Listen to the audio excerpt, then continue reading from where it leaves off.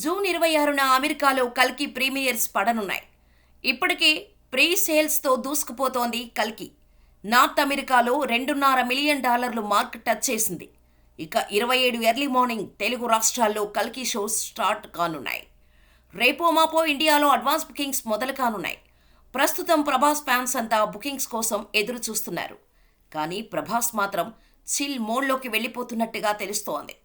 వాస్తవంగా చెప్పాలంటే ప్రభాస్ తన సినిమా రిలీజ్ అయినప్పుడు ఇండియాలో ఉండే అవకాశాలు చాలా తక్కువ.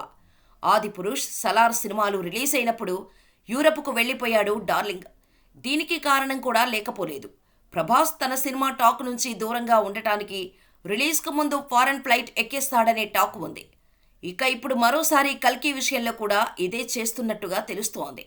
ఇప్పటివరకు కల్కికి ప్రభాస్ చేసిన ప్రమోషన్స్ ఏదైనా ఉందా అంటే అది బుజ్జిని గ్రాండ్గా లాంచ్ చేయటం, ముంబై ప్రీ రిలీజ్ ఈవెంట్లో పాల్గొనటం మాత్రమేనని చెప్పాలి. ఇక్కడితోనే కల్కి ప్రమోషన్స్ అయిపోయాయని చెప్పేశాడు డార్లింగ్. అంతేకాదు, తెలుగులో ఈవెంట్స్ కూడా క్యాన్సిల్ చేసినట్టుగా టాక్ నడుస్తోంది. ఇక ఇప్పుడు యూరప్ ట్రిప్కు వెళ్ళడానికి రెడీ అయ్యాడని న్యూస్ వైరల్ అవుతోంది.